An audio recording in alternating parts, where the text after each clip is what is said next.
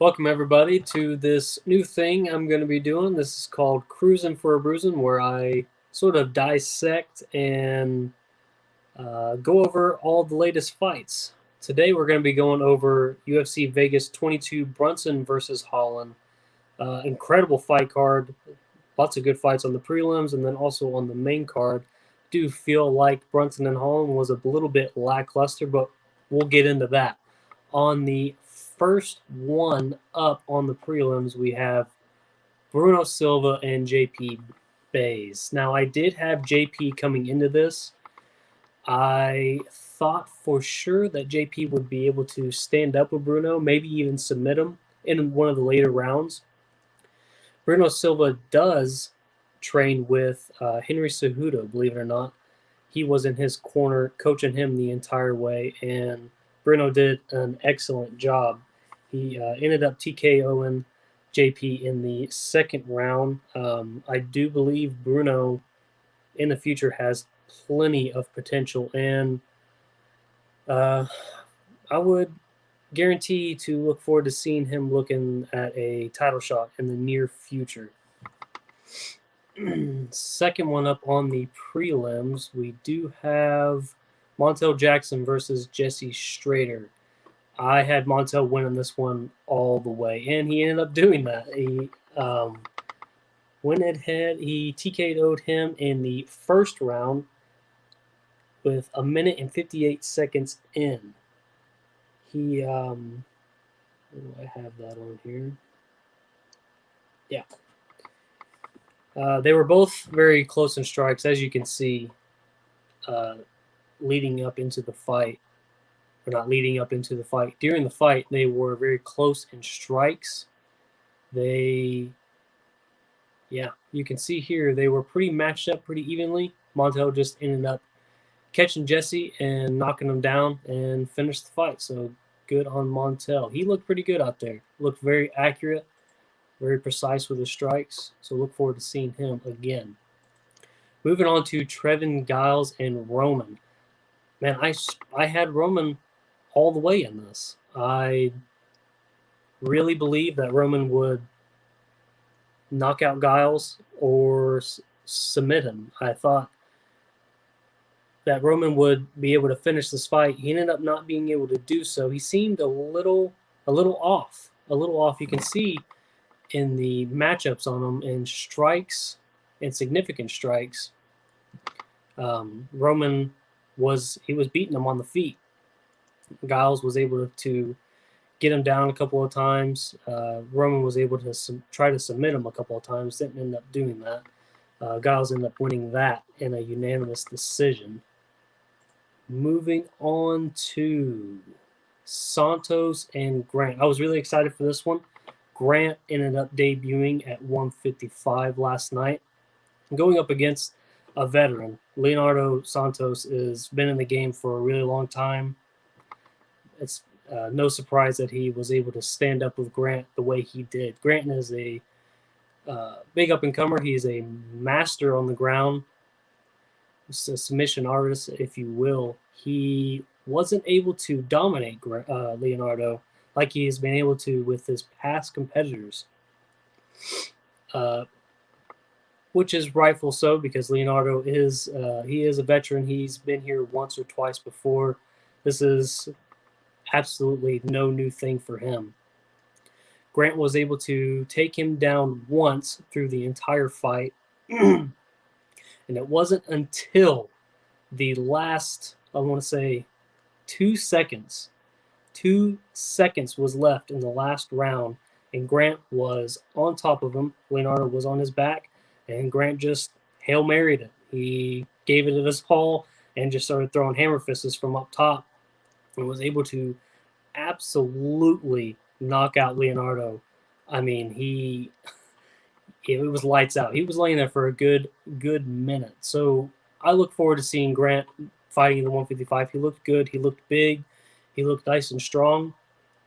Hopefully he works on his stand-up game just a little bit more. He didn't look very confident on the feet. He looked okay, but you can definitely tell he was shooting his shot any chance he got, trying to get Santos in a submission victory.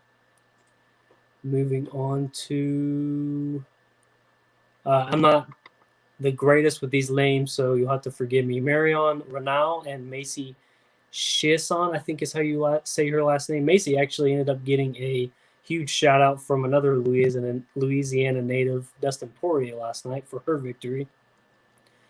Macy looked amazing. They both looked amazing. Marion was able to stand up with Macy the entire time. She was at a reach disadvantage every single time she was able to get inside. She was able to throw a couple combinations and really put in work.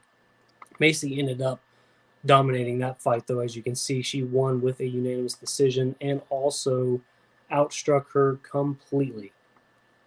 Rightfully so, because she is at a huge reach advantage. Let's just scroll down and see what that was. Don't have that. Don't remember exactly what that reach advantage was, but it was pretty significant. Moving on to the main card. Taya Tuivasa and Harry Hunsucker. This one was a quick one. This one was only 45 seconds. Ty ended up knocking out Harry really quickly, but Harry was able to rock Ty in, I want to say, in the first 20 seconds. He got a good couple licks in there. That one was a quick one. I was really looking forward to seeing Harry fight. I had Harry coming into this. Ty's been in the game a long time, though, and it's no surprise that he was able to come out of this fight with a victory. So congratulations to him. Moving on to Adrian Yanez and Gustavo Lopez.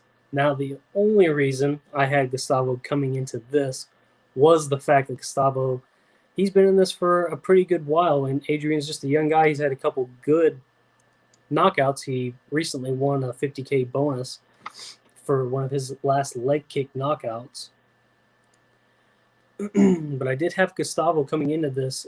Due to his grappling experience, I figured Yanez would be able to Yanez wouldn't be able to take him or have good takedown defense against Gustavo, but he did. The right thing that Adrian was able to do was the amount of feints that Adrian was throwing the entire fight. It was really beautiful to watch. He was constantly twisting his hips. He was constantly rolling his shoulders and making it very hard for Gustavo to find that right time to take Adrian down. He wasn't necessarily overworked by Adrian, by no means, but he just could never find that right timing to take down Adrian, and he had to stand up with him. And standing up with him did end up catching him in the later round 3. 27 seconds in, Adrian was able to knock out Gustavo in a beautiful victory. Moving on to Cheyenne Bays and Montserrat Ruiz. Cheyenne, actually, her husband fought on the prelims, and he ended up losing. JP Bays ended up losing, and he was actually in her corner coaching him. He was a man of his word, even though he just lost and is probably feeling a lot of shame and not exactly wanting to be there anymore. He stuck it out for his wife and cornered her fight. So kudos to that guy. I did have Ruiz coming into this. Her wrestling is amazing. She was debuting in this fight. She has plenty of championships, and her wrestling is phenomenal. One of the things that she does really well is this headlock position. I don't know exactly what it's called, but she gets these girls in this headlock position, and she is able to just ragdoll them. She uses all of her weight once she's in that headlock position and just forces them down to the ground. And once they're in that position, she has her arm wrapped around their torso and their neck at the same time, and they are just not able to move. Cheyenne was unfortunately stuck in that position for the entire fight. There was not a lot of stand-up in this fight. The great thing about Ruiz, though, is the fact that whenever they were standing up, she was able to stand up with Cheyenne with no problem. Cheyenne has incredible boxing. She is really precise, and she was getting Ruiz a couple of times. The only thing she wasn't able to do was keep that takedown defense, unfortunately. I think later on down the road, somebody will come up with a game plan on how to defend that. One of the more interesting things about this fight was near the end, you could tell Cheyenne was kind of getting a little frustrated about being in that headlock position. She was showing her frustration in the later part of that round, and before the match was over, they almost got into a little bit of a cat fight. So I guess she weren't able to keep her composure, which is understandable. I would have been pretty pissed off myself if I was stuck in a headlock for 15 minutes. Moving on to Song Kinnan and Max Griffin. Man, I had Song coming into this. It's really unfortunate. I really wanted him to do more. I really like him as a fighter. Max Griffin, though, man, he is absolutely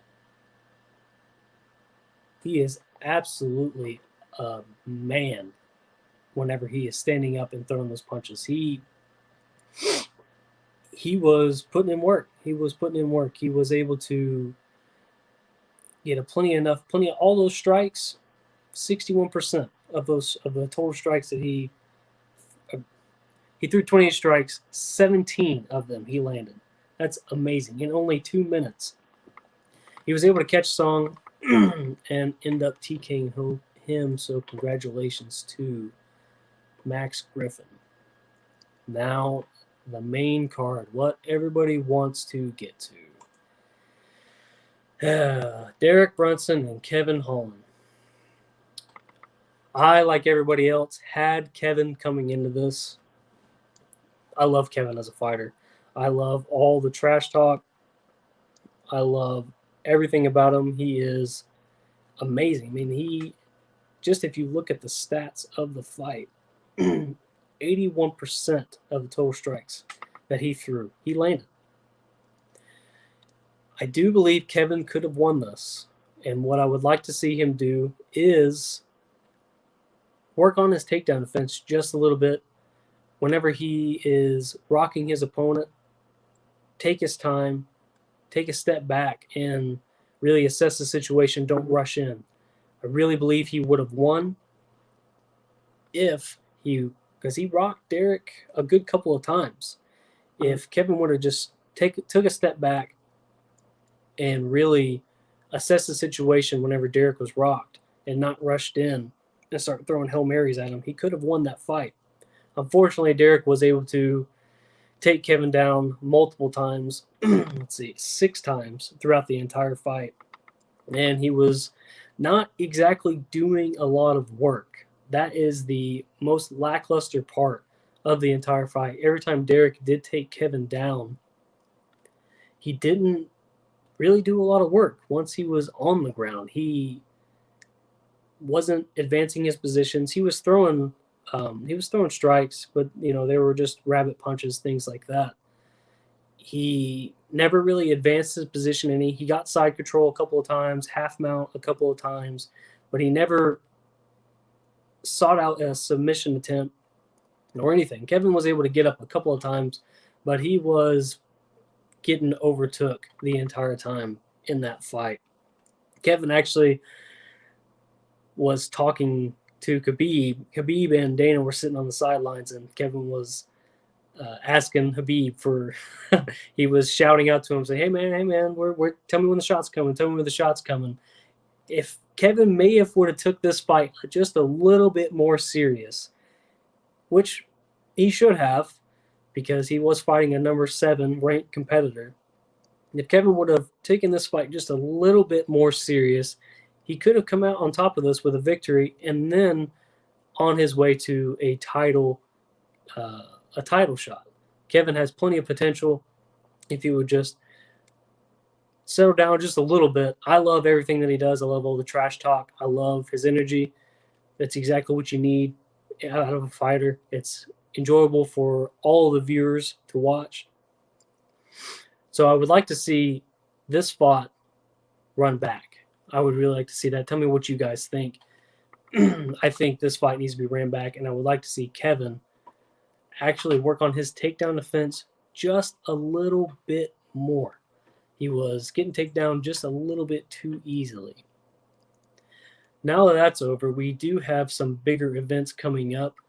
Next weekend, we do have Stipe and Ngannou. And I know everybody is looking forward to that one. They did end up, let's see here, let it load.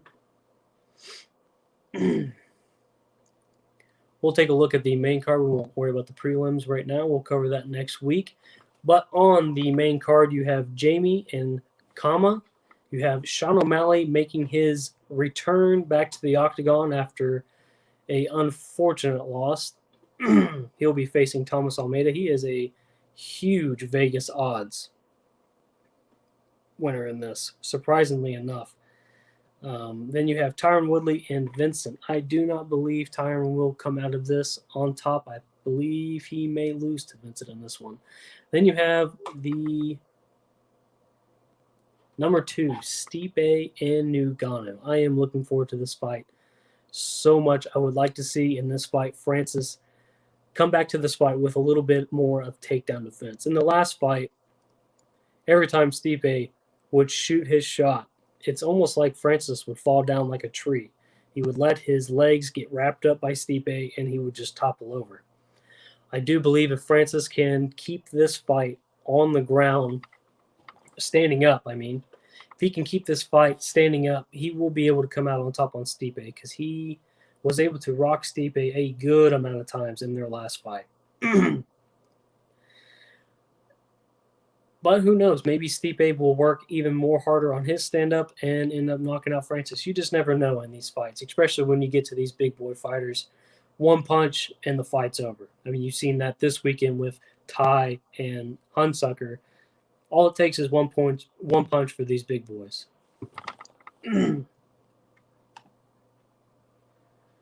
So yeah, that is it. That was UFC Vegas 22, and then also looking forward to Miocic and Ngannou. If you guys like this show, please like, comment, subscribe. This is sort of a new thing I'll be trying out. This is Kruzin for a Bruzin. If you guys would like to see this, let me know. Every single week I will cover the fights and tell you what my opinions were. I am by no means an expert on UFC or MMA. I've only trained very softly. I'm just a huge fan, and I have sort of a betting problem, So I'm breaking down the fights and dissecting them anyway, so I figured I would put up my opinions on there, get some feedback, and see what you guys think. As always, this is brought by the AsylumRadioNetwork.com. If you guys are unfamiliar, please check them out on everything. Facebook, YouTube. We have plenty of people, plenty of shows. We are everywhere. So, if you like the show, please let me know. See you next week.